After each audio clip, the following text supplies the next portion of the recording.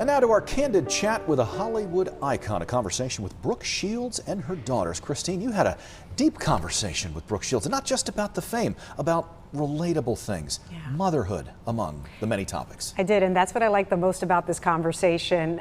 It's, you know, a reminder that no matter, even if you're a big time celebrity, you deal with the same challenges as a mother. All parents face the same thing. And the flip side is, no matter who you are to the world, to your kids, you'll always be mom. Brooke Shields has had a lot of red carpet moments. But on this day, the spotlight was on Brooke and her daughters on a red sofa. We sat down in Winston-Salem to talk about motherhood, and it got pretty emotional. I'm watching your reaction to her reply, and it's emotional, and it's also, I feel like you're like, wow, I did something right. And is that how you're feeling right now?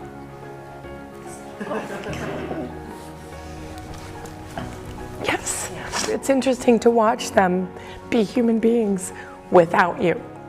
You know, you've spent 18, 19, 20 years telling them what to do, telling them how to breathe, telling them when to sleep, what to do, what to say, and then you release them, and then you go like, oh God, I hope they're good people. And then people come up to you and say, your daughters are lovely, or they helped me through this, and you just think like, okay, they're gonna be okay in their world. Brooke's daughters, Rowan and Greer, are college students at Wake Forest University, hundreds of miles away from their home in New York City. They're both gone. They left the house, and my house is very empty. It's just me and the dog and their dad. My husband is working. And so it's like just any excuse to be able to listen to them, just listen to them, talk to their friends, watch them, and be a part of it. I feel a little selfish, but lucky. In the documentary Pretty Baby, and then in your book, Brooke Shields Isn't Allowed to Get Old, you talk a lot about the dynamic between your relationship with your own mother and how at times that was strained. You had to be the adult in the relationship.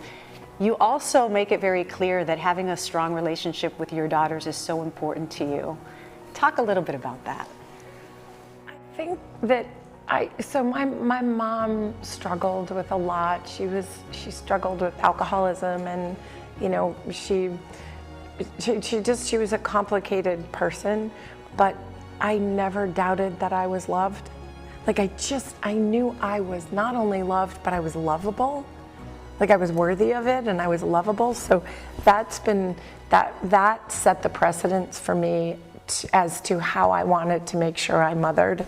And you know, they'll tell you all my faults, but the communication and the love and the appreciation for who they are as people has been, like, I just feel so lucky that I get to be their mom. Sounds like something any proud mother would say about her kids.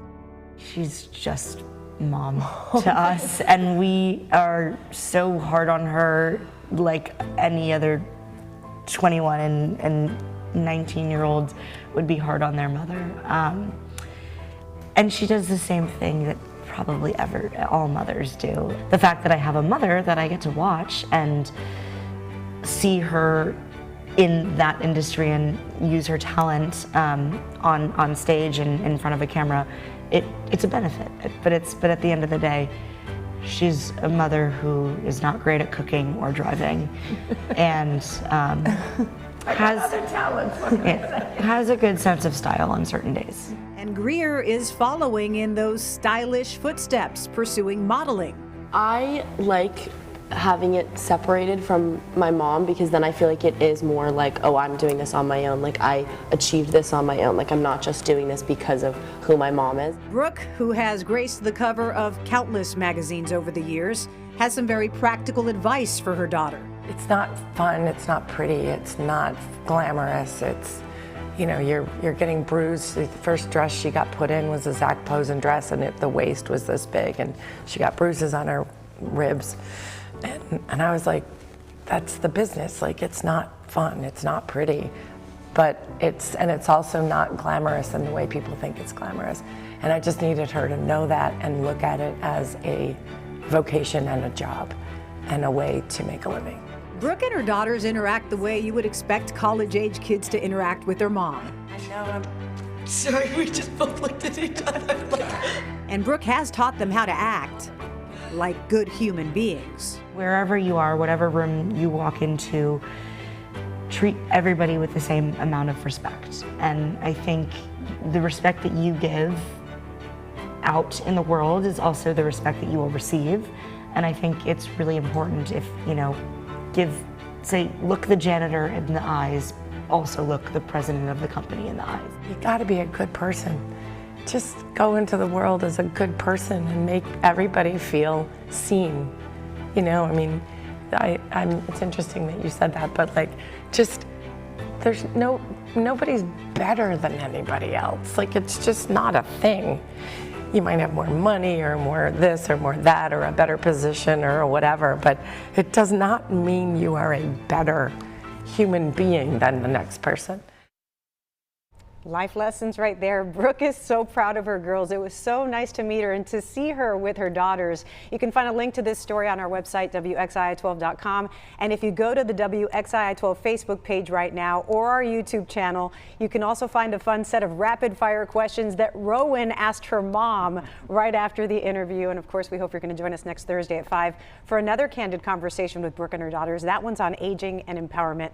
You guys, it was such a unique conversation because you couldn't help but see her as a real person and just as a mom. Right. You know, we have kids about the same age, so to see her in that chair and all the things she worries about is what every mother worries about. Right. Are the kids home safe? Are they going to be okay when they're away to college?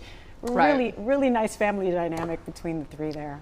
She was really down to earth, Yeah. like you said, and Yeah. you were able to get her comfortable enough to kind of share all of that. But she seems like that she's just, you could be her next door neighbor. Right? I don't even know if you necessarily have to be a mom to identify. I'm a dad. My kids are a little bit younger, but same thing, 14 and 12. Be nice, please. Be a good human Yes. being. That really stuck out and for it me brought in her that to piece. tears when she Right. was thinking about, this is how people see my daughters. They're good people. Right, exactly. That's the best compliment, I Yeah. think. Absolutely. So 3 more of those to go. 3 more. The next one is on aging and empowerment. And I feel like that one is a really strong story because it's where she is in her life right now. Right. At 59 and saying, wait, I'm not done yet. So Yeah. what's next? That's cool. Yeah. That'll be interesting. Someone who's been in the public spotlight for decades and decades. All right.